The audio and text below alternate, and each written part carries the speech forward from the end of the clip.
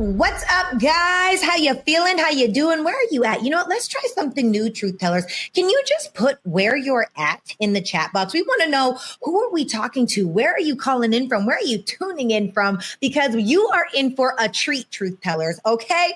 If you are new here, welcome to Truth Talks. And now let's get straight to it, okay? Some of y'all are out here screaming king energy while finessing queens out of their rent money, love, and self-worth. But also what's worse is the game just literally leveled up.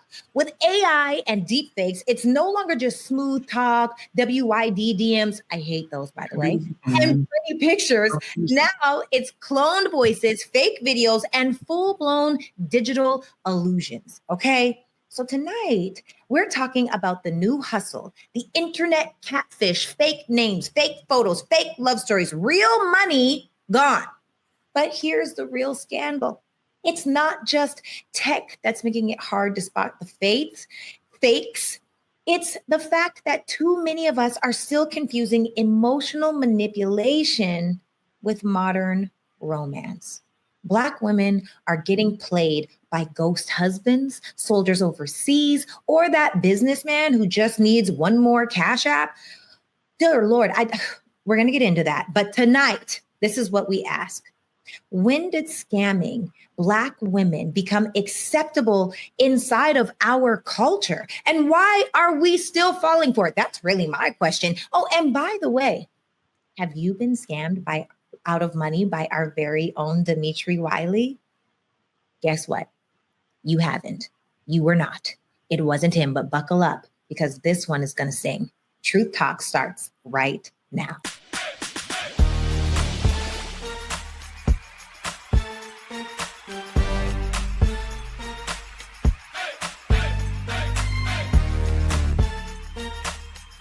Are y'all ready to roll? Let's go. Sarah Fontenot with the flow, but I actually have been scammed out of money by Dimitri. So you speak for yourself, sister. We're going to get into that.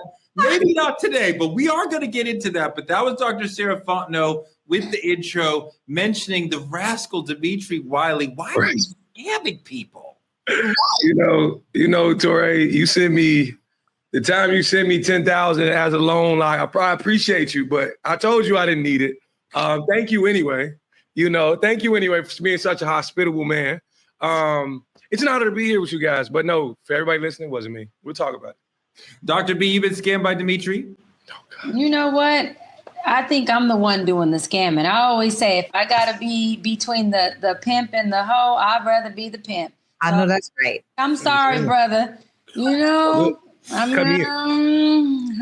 pay well, though. I pay well. Wow. But I ain't selling it. Wow. I ain't selling it. Are you interested, Dimitri? I think you should take her up on her. I should consider it. I can't.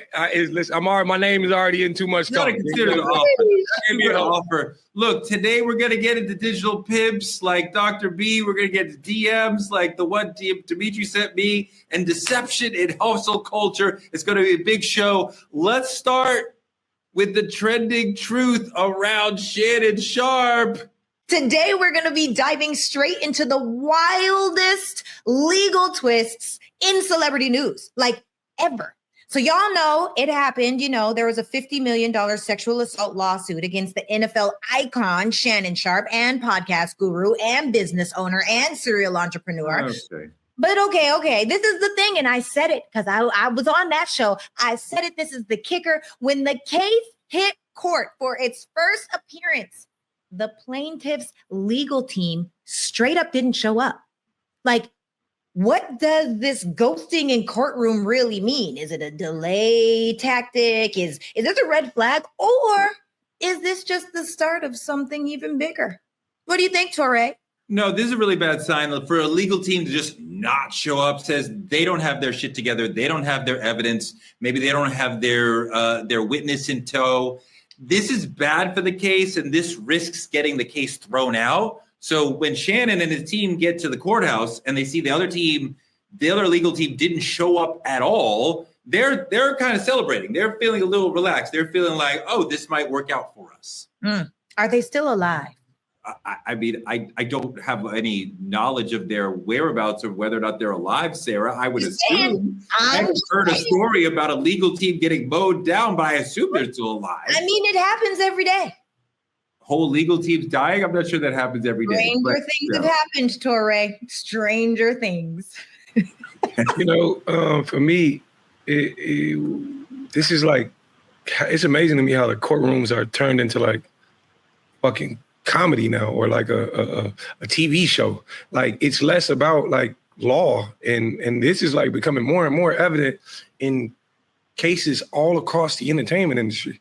Everything's about the media standpoint and the way we're perceiving it in XYZ, so much so that now we get the courtroom and we don't even have lawyers.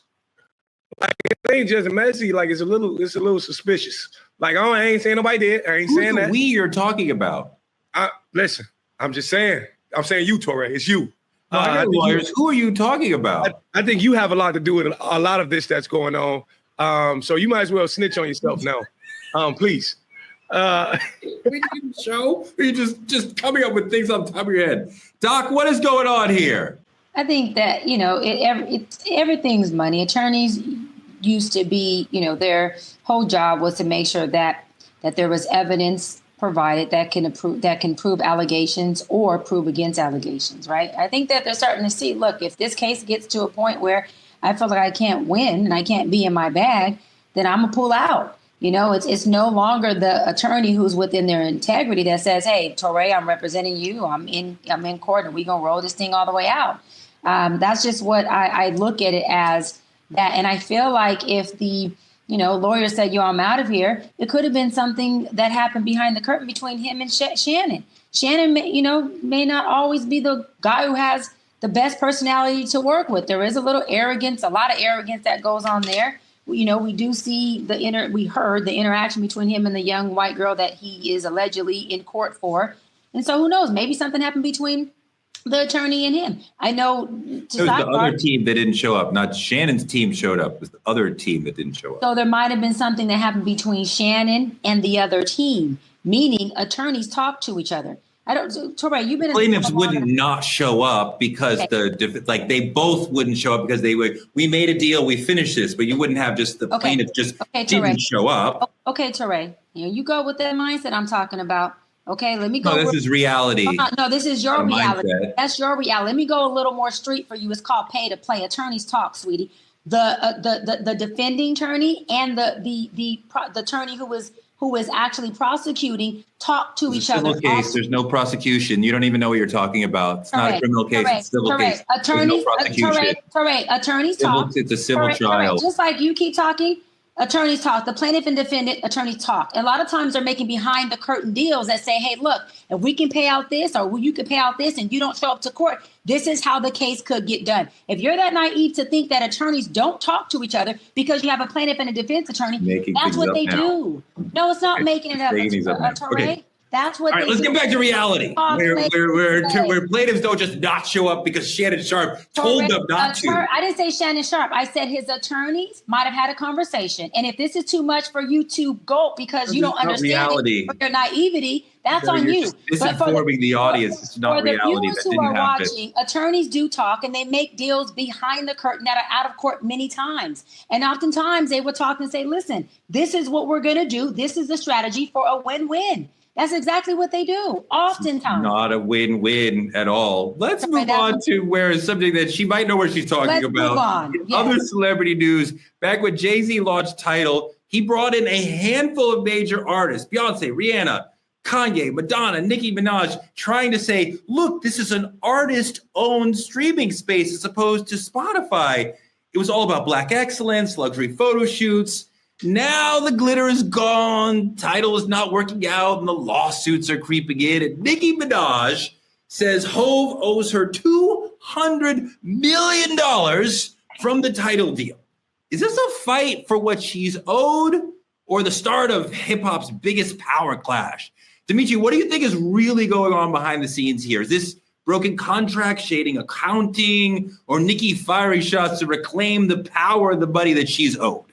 I don't think something so large would come from Nicki Minaj's camp if it wasn't some validity to it. I can't verify the dollar amount. I'm not in the contract rooms, but to preach Black excellence, as Hove has always done, and to come up with something, because when Tidal hit the scene, Tidal was very revolutionary for what streaming music was, allowing, like you said, allowing the artist a space.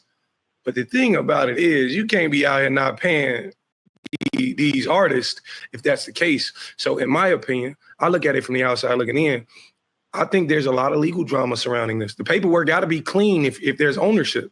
And if you're promising each and every artist ownership of something, you gotta deliver on them funds when that check's supposed to clear. Sarah, I don't know how much each artist's stake was in this, because I remember the Tidal announcement, there was a good 10, 12 artists on stage with him. I don't think the Tidal has risen in value so much that Nicki Minaj's stake would be worth $200 million. I'm not sure how we're getting to that number. Yeah, I have no idea how we got to that number. Again, I'm kind of with Dimitri. I haven't seen the contract. And, sometimes when you're so successful in so many different ways, and I personally don't know many ways that Jay-Z hasn't been a win, like most of the things that he puts forward do win. And sometimes you bank on that, you bank on the name, you bank on the reputation. And we all know barely anybody switched over to Tidal. The truth is, it's just harder to get people to new platforms that they're not familiar with. Although, okay, you did, you and 3 of your friends. Okay. The rest of us probably did not switch over to Tidal. And I think that it was based on the projection of where it could go with their names, because look, you've got Madonna, Kanye, Rihanna, Beyonce, and I was upset because there were times where you couldn't even get Beyonce songs on Spotify. You had to go over to Tidal. You know what I did? I stopped listening to Beyonce. What? I did. What? I did. Oh my God. You're such a Canadian. Mute her mic. She's on the show. The agency will be around to pick you up. Touré, I'm telling you, I cannot tell you how many times, don't make my life hard. It shouldn't be this hard to download an app. It shouldn't be this hard to try to Spotify. I would go anywhere for Beyonce music. Well, Are you kidding? I went to a concert. New app to the top of the Amazon. Years, okay? I'm a fan. That's my point. You're not in the hive. You're not a hive. You're not hive. We can tell Touré you're going anywhere for Beyonce. We can definitely. No, I'm just in the hive. I ain't working for nobody. Keep going, Sarah. Right. So really what I'm saying is I think that they really just banked on these icons inside of the industry, not taking into account that people like me are lazy and we don't want to download new apps when we already have apps that work that play our favorite songs. I already spent so much time telling your man that you need him. Didn't want to tell Jay-Z you needed Beyonce's music. What about that, Sarah? I'm sorry. I'm buying sorry. all these houses. You don't have time to download a new app for Beyonce? We're not talking about Sierra. We're talking about Beyonce. That's the thing too, Touré. The Sierra shot is pay $9.95 a month for Spotify. I already pay $19.95 a month for Apple Music. I'm not paying for any more. You're the only one on Apple Music. Why are you still there? I don't know, because people send you songs and they only play snippets of it, or I have to go and search it on Spotify. It's too hard. It's too hard. I don't want to do it. You sound like the women on Sex and the City. The modern world is too hard. It's so easy to download Tidal and listen to Beyonce's music. Are you downloading it now? Oh my God. Oh God, that was painful. Jesus Lord. Dimitri, can you say something smart? Because these sisters are murdering me today. I can't. I use Apple Music. With all three of you. Wait. The oldest people I've seen all day long. What the? Not only that, but Jay-Z's music was also taken off of Apple Music and Spotify when Tidal first came out. And I told myself, Jay-Z just gonna have to miss me with this one. He gonna miss me. Say, I'll get you on YouTube. Something sacred? I'm sorry. Any of you. I can't. You made a bad gamble. It was a bad gamble. All of you are on punishment. I'm doing the whole next segment by myself because I don't care to ask any of you questions. All of you are the oldest young people I've ever met. Let's get out of this before I low my blood pressure. We're going to politicking. I don't know. Dimitri, I'm so sick of you. I'm sorry to let Touré down, as we always tend to do on these episodes. But in crazy political news, we don't want to hear shit was trending, and we're here for it. A white woman went viral for straight up telling her kinfolk who voted for Trump, shut your fucking mouth. Look at you. We don't want to hear shit when you lose your Medicaid. We don't want to hear shit when you lose your SNAP. We don't want to hear shit from those states when FEMA doesn't show up for your tornadoes, hurricanes, and floods this year. We don't want to hear shit when you figure out that those tax breaks are not for you, but they're for the rich. We don't want to hear shit when you figure out that no tax on tips and overtime ain't even real. We don't want to hear shit when you figure out that he is increasing the debt ceiling by trillions of dollars, which is going to cost us a lot, because we try to tell you. So you're excited about this bill passing? Just remember, when all that shit happens to you, to not open your fucking mouth. You know, I'm here for this kind of energy. The reason I'm here for it is because it's coming from one of their own. You understand what I'm saying? A white woman. See, when we say this shit, they be like, y'all just saying that because you don't like XYZ and he did this and that. Nah, this is actual reality. And now you two are having to face the reality for who you voted for. No, I'm happy to hear all that shit, all the energy, all the smoke for Trump's bullshit, all the people who are like, this is not what I voted for. It is absolutely what you voted for, Andrew Schultz. It is absolutely what you voted for, Michael Rappaport. And also, let me add to what the sister's talking about. ICE is coming to your community. I want to hear shit when they're taking away people you love. FEMA is going away. I don't want to hear shit when there's a natural disaster in your state and your governor has to beg and kiss the ring and ask Trump personally, please, can we have some funds to save our people from a tornado, from a flood, from a natural disaster? There's so many things that this president is doing, which he told us he would do. So yes, I'm with her. I don't want to hear shit when things don't work out for you because you voted for a maniac. Yeah, I feel the same way. I don't want to hear shit when things go off the grid and y'all don't have no flashlights or no food and everything is dark. We're blaming Trump, not the citizens. We're blaming Trump, that's Canadian. You missed the point of the segment. I didn't. That's my point. I don't want to hear shit from anybody complaining about anything when you can prepare for all the things that this maniac is telling you he's gonna do. He's telling you our job is to be prepared. I don't want to hear it. Absolutely. Sarah, I think you're. Let's bring Godfrey into the conversation. Let's listen to Godfrey for a second. What's Godfrey got to say? All these rural towns in America are protesting right now. They're very pissed off because their Medicare is being cut off. They can't get health insurance. The Trump administration has cut millions of dollars from their shit. And I'm trying to feel sorry for y'all. But this is what the fuck you voted for, though. And you can get mad at my video. I don't really give a because you being mad at me don't even make any sense. You did this shit to yourself. Some of you minorities, you wanted to be so white adjacent, you thought you was in. Nope! You Latinos, you thought you was in. Nope! I can't believe he tricked us. And white folks, especially poor whites, of course, the whites are the majority. And there's way more poor white people than there are black people or anybody else. All you poor whites are suffering like a motherfucker because you thought you was in. As long as I'm not a black person, I know I'm good. Like Paul Mooney said, you have the complexion for the gut protection. No, you don't have any protection because you thought you was in. You thought black folks weren't going to get shit. Latin people were going to get shit. And you guys were just going to be in. In fact, I'm a Trump supporter now because I'm laughing at the fact that he turned his back on your ass. He said he was going to do that shit. Now you in the camera like, I didn't know. My friends, they're all going to die, man. I didn't know they're going to cut Medicare. I just didn't know. I can't believe it. He tricked us. He tricked I vote for him. He tricked us. What? Wait, what? They're taking this too, my oxygen? Oh, here. Another thing I want to add to this. All whites are not the same. I just want to let you know that. You know how I know all whites aren't the same? Because I used to watch Bob Ross. You know, the famous painter with the afro. He had a better afro than most black people. On his easel, in his paints, he had different levels of white. He's like, I got eggshell white. I got off-white. I got alabaster. And I got titanium. That's right. Titanium is the whitest of the white.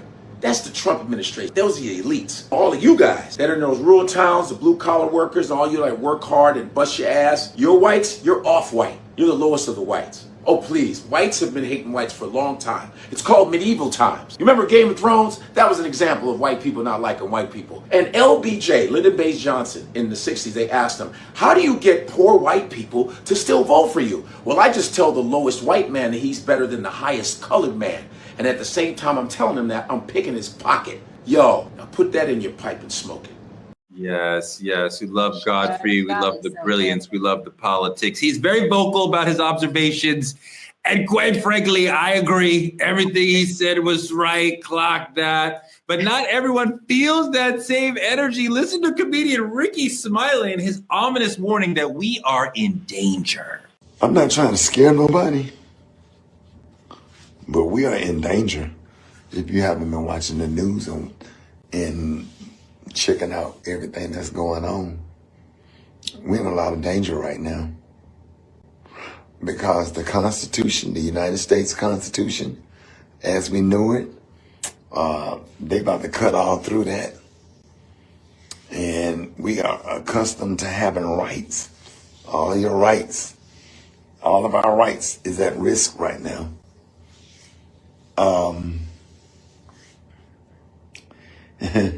That whole Make America Great Again, as far as this administration and the way he is going and the way things are going. And when they say great again, that means your ass don't have no rights. You better look into getting a dual citizenship somewhere if you can, because things about to get ugly. Things about to get really ugly. Yep. And I'm scared. Scared. It might be a point where we might have to pack up our families and leave, because if ICE can get immigrants or whatever and just go and get them and without their due process in court, why can't they do it to everybody else? Now they're doing it to Haitians. And who do you think is next? And they don't give a damn if you're a Democrat or a Republican. They don't care. These white supremacy concentration camps, they're all over the country.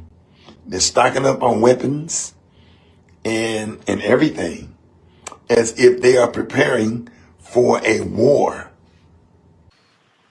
Doc, what do you think of that? I mean, I think it's self-explanatory. What is there to say? The only thing I can say that maybe he, downplayed was he said we are, headed for trouble. No, we're in trouble now.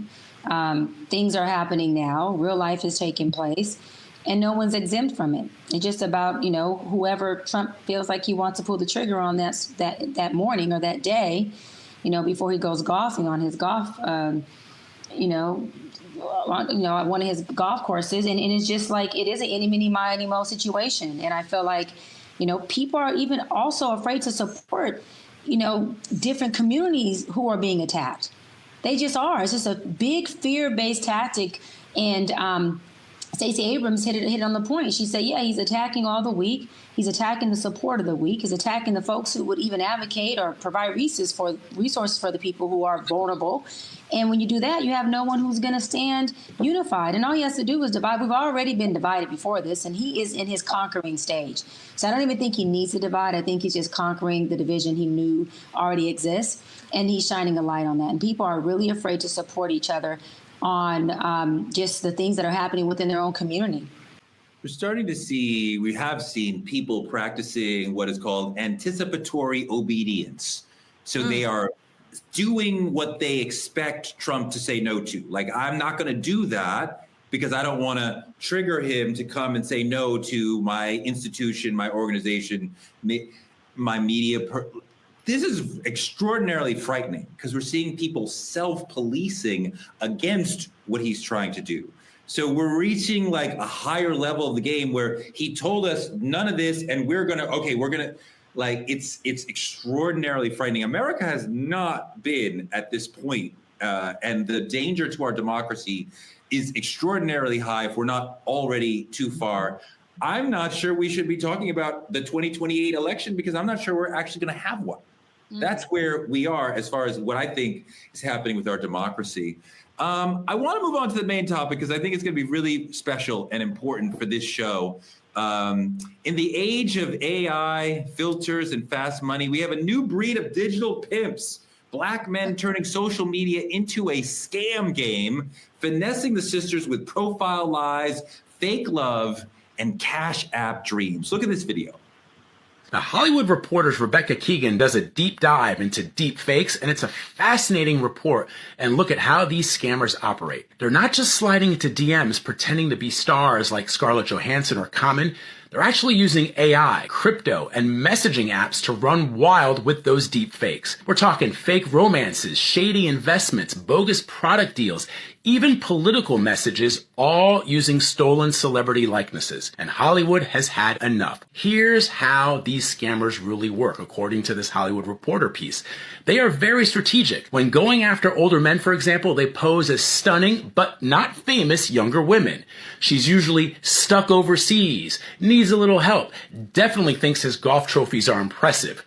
For older women, it's a different game, but similar. The scammer becomes a man she already respects, trusts, and maybe even has fantasized about. Think silver fox, wise, charming, and totally fake. These grifters know exactly how to push emotional buttons, and they are cashing in on loneliness, trust, and love. So, how do these scams usually end? Spoiler alert, not with a happy ending. Sadly, tragically. At first, it's all sweet talk. Then comes the ask. My bank account's frozen. I need a flight home. My mom's in the hospital. They never want a video chat. They always have an excuse for that. And suddenly you're wiring money to somebody you have never met. So the red flags to watch out for, those people, those scammers, they fall in love fast. They avoid FaceTime or Zoom, and they ask for money, even small amounts. Their story typically has drama and urgency. And if the person looks a little too much like a celeb or a model, that's probably AI talking. So stay sharp. Protect your heart and your wallet. And if Chris Hemsworth asks you to buy some crypto, or even if I do, maybe think twice, check twice, and block once. Dimitri, there are actually Nigerian princes who have millions of dollars that they can't get out of Nigeria, and they're emailing people they don't know. However, for the most part, all this sort of stuff is meant to trap people. This is way beyond the basic MTV catfishing we used to see. And you have your own crazy story in this space. I don't know why anybody's checking for your AI, but please tell us what happened to you. It's not necessarily what happened to me, but what is happening to me currently, meaning actively. If you were to go to search my name on TikTok or Instagram or any social media platform at this point, you'll find probably 70 accounts. You'll find 70 different versions of Dimitri Wiley. And for me, I only have one of each. I want to make this very publicly known. I have one social media account per platform. And that is typically the one with the largest following, typically the one at the top. It's where all my videos come from, everything. Now, in order to get into the story, it's so many layers to it. But once I make a video, you'll see different Dimitris in the comment section. And they're replying back to women like, oh, this is my private page, DM me or message me or XYZ or blah, blah, blah. And mind you, I block them the moment I see them. Every last one on TikTok I have blocked. But the thing about it is the way social media works is it's something you'll never be able to catch. There's always new people looking to learn who you are or spark a romantic connection with you or know you personally. And for me, I've seen it to an amass degree. I've been years ago, maybe 2 years ago, I had people look me up online and travel to homes I've lived in or owned, or someone went to my grandmother's house in the hood, probably at like 10, 11, 12 o'clock at night, traveling to each and every one. And my grandmother, they knock on my grandmother's door and my grandmother's like, who is it? You know, she ain't gonna open the door for no strangers. We don't do that. But she says, oh, I'm Mrs. Wiley and I'm looking for Dimitri. And my grandmother goes, I don't remember attending a wedding. And she calls me and she calls my mom. And this lady has now found my family's information online. So she's already spoken to my aunt and she's already XYZ and blah, blah, blah. She eventually makes it to my home. And I'm coming back from the gym and I get in and I'm outside my yard because it's a little gated little place. And I say, how can I help you? And mind you, I'm already anticipating this from before. And she freezes. I mean, completely freezes. Come to find out, she's taking a train from like Missouri to Chicago. She's been on the bus all night.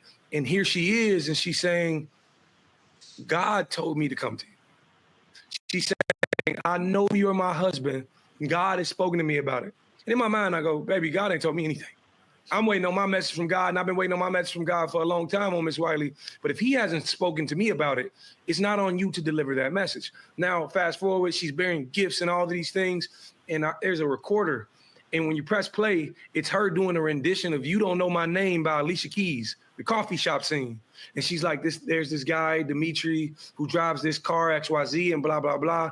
And it's getting to a point where staff at my son's school has been on similar accords. But now we get into this whole scamming detail of it. There's people online telling you to sign up for WhatsApp. I don't have WhatsApp.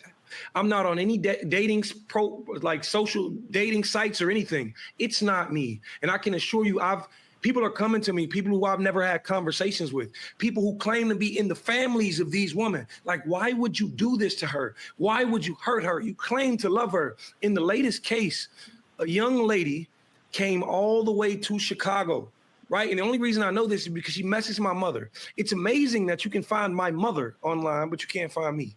And that's the part for me. So as I'm looking at it saying, are these people attempting to scam me?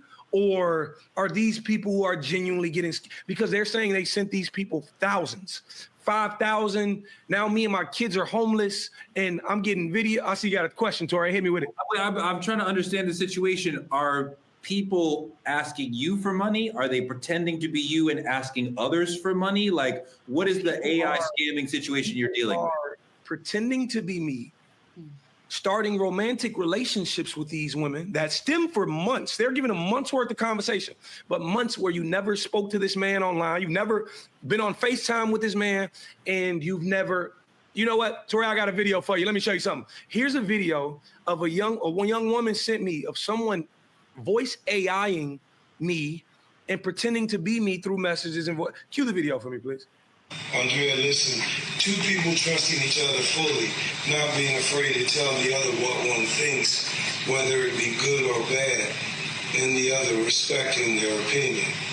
Being able to enjoy the same things with each other, enjoying each other, and being able to take their separate lives and smoothly combine their lifestyles into a couple's lifestyle. I just want you to know that there is so much to come out of this if we just give room for trust and understanding. I see more goodness for this because God just has so much reason for this communication. We can bear more in this distance and get to see each other physically and emotional expression with self-confidence. Why did you say that to her? Why did you send her that voice note? Oh, first off, I didn't. But I want you to note something. Throughout that voice note, you heard my son in the background. They're going so far to take my son's voice from stories or whatever it is I post and play it in the background to deceive these people. They're saying they're not. It's gotten so bad to where the people in the families, and I don't know the validity of it because I'm viewing people coming to me via the internet. My son has received death threats about this because people genuinely believe it's me. I don't have anything to do with it. And I'm gonna be quite frank with my people. I don't play that. I'm not that type of person. They've been trying to get money from the girls that they're talking to. And they're actively doing it. And these women end up with nothing. I'll give you another story. The young lady DM'd my mother all the information and the screenshots and XYZ. This man told this woman to come to Chicago on the 4th of July because we're going to get engaged. She traveled with her 2 kids to Chicago. The moment she got to Chicago, after sending him the funds he requested, he stopped answering the phone. The moment he did, and the conversation continued, they got evil. Like, evil. You ain't nothing but a stupid and XYZ, and you're dumb for falling for scams from people and blah, blah, blah, blah, blah. And I have nothing to do with it. But of course, it's my name and my face attached to it, so people are going to come to me. And the thing about it is, it's so bad. I received letters from people. I received a letter maybe not too long ago. So the girl who showed up at your door thought she had been talking to you. No, this was somebody else. This is before the AI and all of that had become. But this is how far people go for love, for this idea of romance. Dimitri, they actually sent screenshots to my DM about a conversation that was supposedly be had between you and this woman. And I just never reached out to you because they were like, he's been scamming me and the police report. I mean, I can show you DMs. I didn't even respond. And it was a WhatsApp screenshot of you and someone else's, allegedly you in this woman's conversation. And you're just like macking her down, and she's sending you money and she's telling you I love you, and you're telling her she's stupid and she's dumb. And I just didn't even respond. I was like, I don't know what's going on. I'm not getting involved with this at all. So wait, that's not you. That's somebody pretending to be you. I've never in my life had a conversation via WhatsApp. I've never in my life made a romantic connection with anyone via social media. That's not even how I engage with people. If I want to know you, I'll let you know, and I will take you on a date in person. So are you dealing with the police? Me personally? On this issue?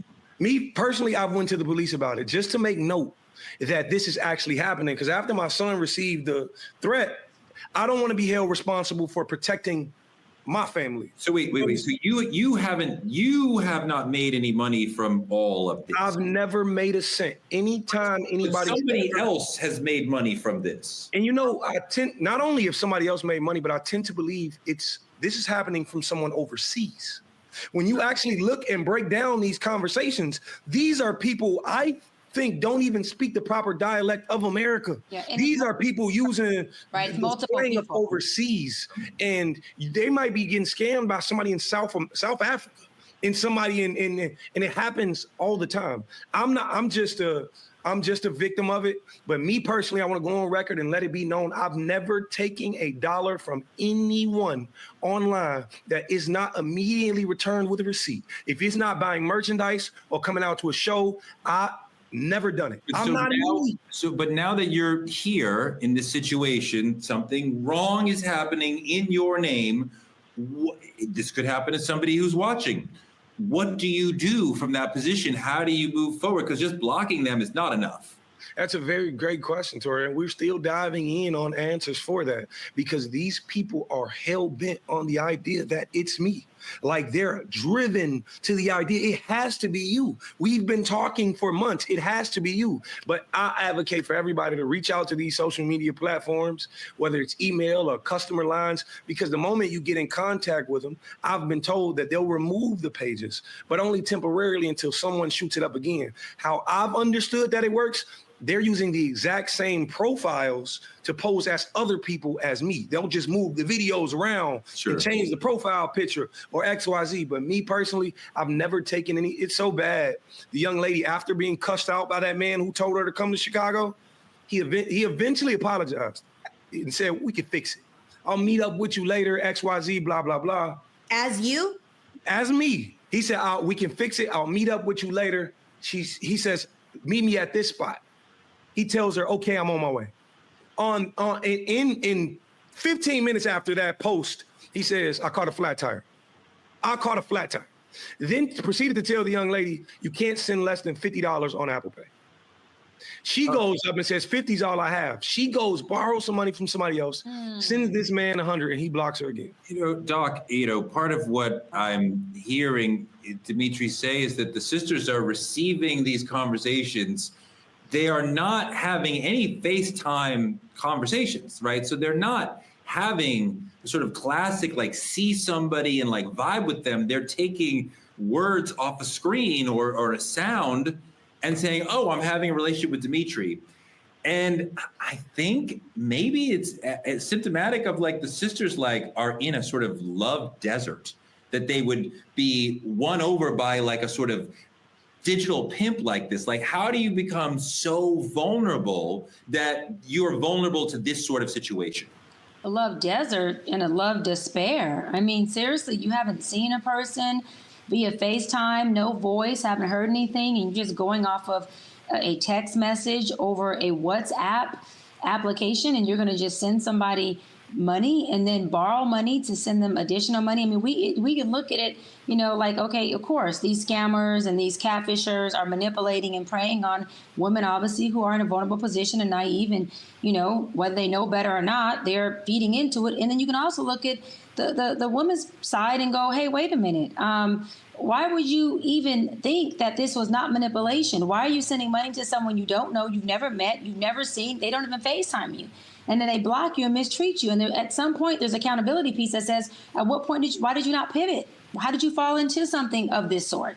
I mean, it's sad on both ends to me. It's sad, it's heartbreaking, but I think women have to use a little more common sense and understand that this is something you have to be able to have awareness of not getting involved in, period. Sarah, you know, in relationships, the lines have been blurring for years as to what healthy conduct is in a relationship versus manipulation.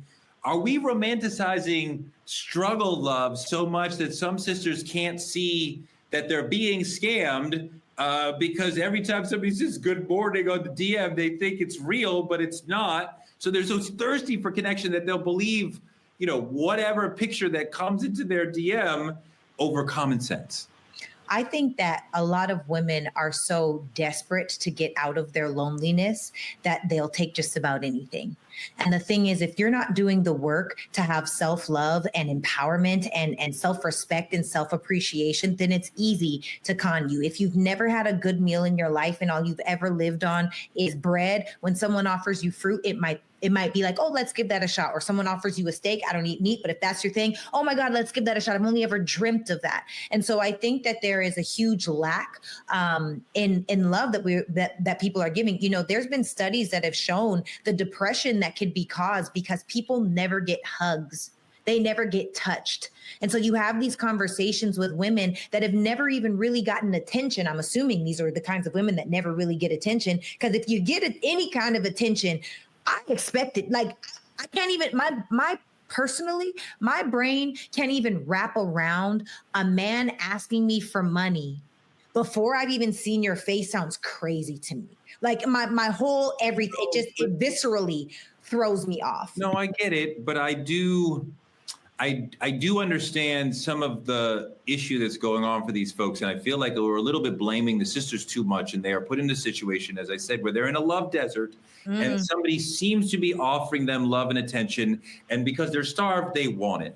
But the other side of this is that the technology is so good that you can be reasonably fooled by it. I wouldn't think that somebody who's out here pretending to be Dimitri, he's not that famous, right? He's not Brad Pitt, he's not Denzel, right? Like, but you know, people are like, oh, Dimitri, so I can use the voice, I could use maybe an AI image of his face, and people, oh, I'll buy that. But it's that the technology is so good and so relentless.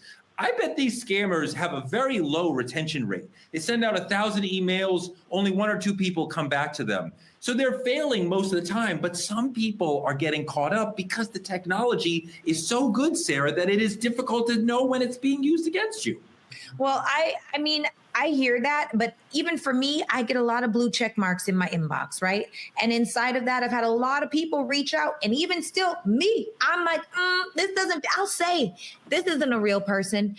There's something about, Brad Pitt's not calling me, okay? George Clooney's not calling me. He might, girl, he might. Robert De Niro would love you. Are you kidding? You know, I heard he likes black women, but that's not the point. The point is he's not calling me, okay? So I don't know. And I honestly don't even really feel like this is just a black or brown issue, right? It has been said that there are Nigerians that have some of the tightest internet scams that they run game on even white people. There's a really cool video. Let's check it out. This is a reformed scammer who put us up on game. WRTV Investigates Kara Kenny spoke with a reformed con artist about how he scammed women. To make them fall in love with me is just kind of simple. Chris Maxwell is a former romance scammer who spoke with us from his home in Nigeria. Our connection was not the best, but we got some information you need to hear. First of all, how he met his victims. Facebook, Instagram, TikTok. All I need to do is just create a fake profile. I text them, they respond to me. Maxwell says he talked to American women for hours on the phone. I take my time to talk to them, and it makes it easy for them to fall in love with me. He used this Nigerian manual on how to lure women in. It's a format. It's a step-by-step instruction on how you can start a conversation with someone you're meeting online for the first time. The manual encourages scammers to go after women over 40. They are working, hence they have the money you need. It also encourages scammers to make the conversation all about her. Con artists are told, research your target, including hobbies and pets. The manual also includes this list of 60 compliments you can use, like, you light up my life like nobody else, and you look beautiful even when you don't try. And the guide says don't ask for money outright. Instead, it gives you examples of sob stories you can tell to get that cash. How much money did you make scamming people? About 30,000. I need to survive, I was fighting for my life. Did you ever feel bad? Yeah. Chris felt bad enough he quit scamming and now works for Social Catfish, a company dedicated to preventing online scams through reverse search technology. Our plan was to get married. Pat Brycruz of Westfield wasn't scammed by Chris Maxwell, but lost nearly $100,000 in a romance scam. We started talking as friends. How are you? What are you doing? What'd you do today? Just conversation, okay? And then it grew. He says, I really care about you. And then that grew into love. Romance scams are big business for criminals. Nationwide, they cost Americans nearly $1 billion in 2021. Because it is very common nowadays, people meet each other online, but the difference is they actually meet in person or talk to you face-to-face virtually. So if you get a situation where the person doesn't even want to get on the phone with you, or they come up with an excuse left and right, or they can't video chat with you, that's going to be a huge red flag. We shared the Nigerian manual with Jennifer Adamani at the Better Business Bureau. What does that say to you? So we're people, and in human nature, you want acceptance and you want love. If your match asks you for money, that's also a red flag. They build you up, make you feel loved and wonderful, and then they say, well, it was me. Can you help me out with some money? And it's by the book, apparently, and there's a manual for that. If you're meeting someone for the first time online, you have to take some precautions, so you won't be scammed. Sarah, I just want to point out one thing that we saw in there, that the man who has time to talk to a woman and make it about her, she will like that. She will like it. I know a lot of brothers are going on dates and not asking the sisters any questions about them. This is just basic good dating practice. Talk to her, make lots of time to talk to her, and ask her questions and listen to the answers. That is revolutionary stuff for American men. I mean, yeah, and I think that there are a lot of American men that need to take a page out of that book inside of their dating experience, just as you said. But $1 billion? That's how much our desperation costs? $1 billion? That is so much money that people are getting scammed out of. And, in our culture, some Black men have gone from protectors to clearly predators, okay? Our sisters are getting scammed in the name of hustle culture and their own economic survival. Why is it easier for some Black men to scam Black women than to actually just build with them? Like, why is it easier? If you know that you have this woman that has your back, if you know that you have this woman that's going to support you, love you, and if you catch a flat, I need $100. If that's the case, why not just be in a relationship with them? Well, that was a book about how to scam white women. That was white women. So we're not tagging our sisters in on this one. We're gonna sit this one out. That book said, how do you get a white woman? Yeah, they tend to have more money, but y'all fall for the same shit. And do X, Y, and Z. And Touré, please take several seats. We're not gonna have you on this show talking about white women make or have more money than Black women. Of course they do. But y'all follow the same First of all, no, they do not. You need to do your research, because white women are at the bottom of the economic chart, Touré. Sorry, Black women are actually killing economically when it comes to white women. Take several seats. Let's not do that, whitewash. What I was saying was that book was for white women, had nothing to do with sisters being scammed or hammed on any of that. So the question is, why is it becoming so easy for Black men to scam white women? Because white women are obviously that desperate when it comes to love. The powerhouse Black woman is not desperate. We taking trips, we spending money, we building pools, buying houses, and whatever the hell else Sarah's doing, we doing. That's true, but most sisters are not doing that. And the love desert that we've been talking about pretty much the whole show exists for them as well. Obviously, the sisters will also fall for this same bullshit. because they're not being treated properly by the eligible men in their world. The sisters, you know, Torre, that are attached to your mindset that's off and victimized and European. But the sisters I know, I ain't heard Sarah tag into that. We're not being scammed and scamming men and having to do all those things to be in a relationship. We ain't desperate, we ain't lonely, and we are. All the women who showed up at Dimitri's house are black. I think y'all Hey, that's missing the Dimitri. point. They're all AI people too. It's not a black or a white thing. It's all women. It's everybody. And the thing about it is, it's so heartless from what I've seen. The young lady who traveled to Chicago with her family included, I hate to put it out here online, but you can tell visibly there's some disability associated to this. So everybody's a victim of this. It's everybody who sit and desires that aspect of love in life that's falling victim to it. And in all actuality, it's hard to be attached to, you know, because it's so heartless. I don't push a negative agenda anywhere in life. So to hear how these people are cussing at these people who've only tried to help them, it's a vulnerability that they're attacking. And it's black women, white women, anybody men, everybody, anybody who has an essence or wants to be loved. So for me, to watch this guy say, I did this for a living, when I tell y'all, I knew it was $1 billion industry from the numbers they was kicking out to me. It was another story. A young lady sent me a letter and say she drove from Atlanta to Chicago because somebody told her to. Was she black? She was black. Oh, wow. Another black woman. I think it's fragile women. That's what I think. I don't think that vulnerability, naivety, or fragility has a color. I think that it really has to do with the way that you view yourself, your level of self-worth, self-esteem, and self-love. And I think that that's really the challenge here. And I hate that this is happening, but it just goes back to do the work on yourself. Now, here's a question for you guys, because I didn't know that, Dimitri, where you just said you could tell that she visibly had some sort of like ailment, illness, mental disability, whatever that could be. Was it all of those women that were going for you? Was all of them more like no, these were very normal women too. And the thing about it is I get probably like 30 DMs a day where somebody said, oh, I almost got scammed. This is very, very normal nowadays. And I'm doing my best to rectify the situation so that social media understands that it's not me. I only have one account. If you want to talk to me, hit up the Truth Talks Lounge. I won't be anywhere my name is not attached to from the actual page. But I don't know. Terror is terrible. Yeah, well, Torre, so here's a question for you, because I do feel like we shame black women for falling for the scam, but not.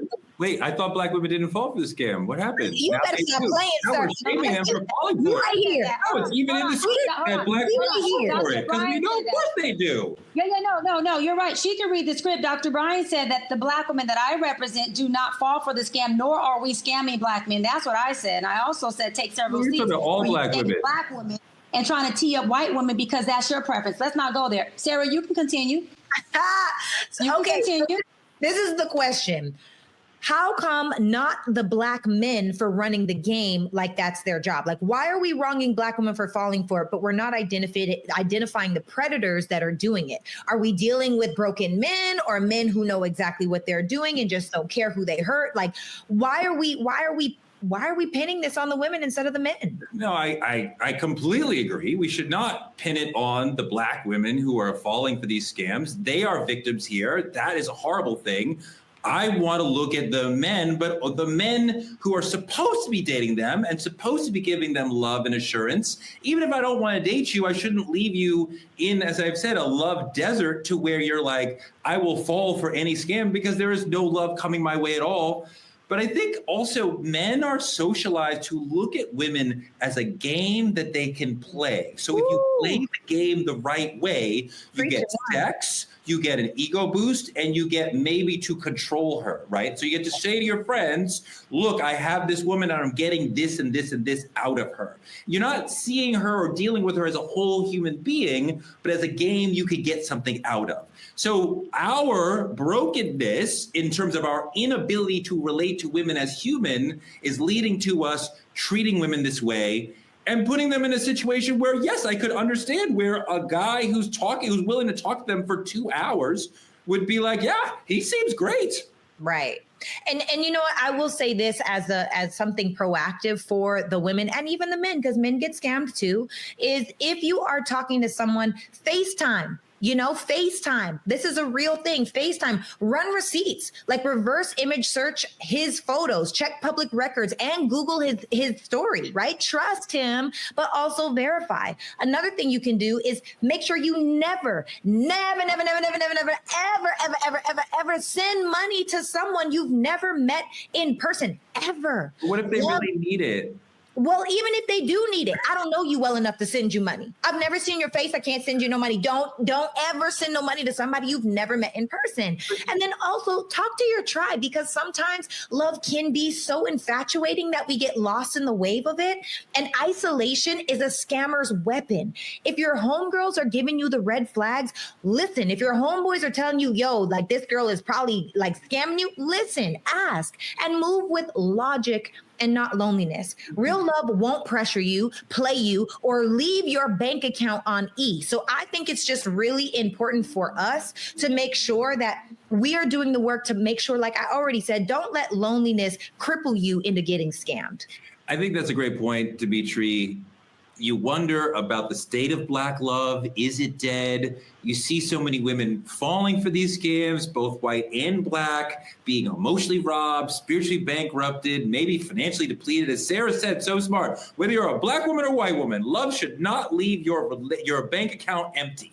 It should definitely not leave your heart empty. So, like, is it a larger problem with Black love that so many people, white and Black, are falling for these scams? No, I don't think Black love is dead at all. I just believe we have to learn to not be as desperate for it as we are. I think we have to learn to sit with ourselves and understand that being alone is not a bad thing. Mm-hmm. It's a superpower. So when my person shows up, I know exactly who I'm supposed to be for them because I know exactly who I am. And I just want to add this for the people watching, for the people out there who have possibly can fall victim to a scam. They're going the distance to prove it. And the only way for you to prove it is to ask, just like Dr. Fano said, FaceTime it.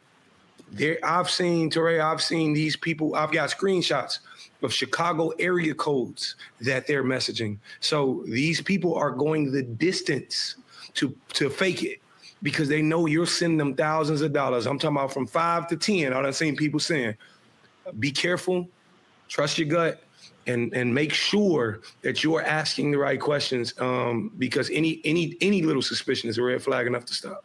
Ladies, every king in your DMs is not royalty. Some are just crown-wearing con artists with Wi-Fi and a CashApp tag. Some are named Dimitri. Some are not. You can never be certain who you're really talking to. In a world where love can be faked with filters and deep fakes, protect your peace, protect your pockets, and above all, protect your power. Real love does not come with wire transfer requests, and it doesn't empty your bank account. That's our show. Thank you so much for hanging out with us today. Like, comment, and subscribe on our YouTube channel at TruthTalks-Live. Watch us simulcasting here on the Black Star Network right after Roland Martin Unfiltered every night. Don't forget to support Black media at CashApp Truth Talks Live. You can join us and advertise with us and join our 10 million viewing audience. Small businesses and influencers partner with us at TruthTalksLive.com. Go to any co-host room on the Truth Lounge. Tell a friend to check us out every night, 8 p.m. EST, 8 p.m. PST. We'll be back next week, every night at 8 p.m. Don't forget, real love fills up your bank account. So if you have any catfishing or scamming stories you want to share with us, DM us. We want to hear it. We want to share it. Good night, y'all.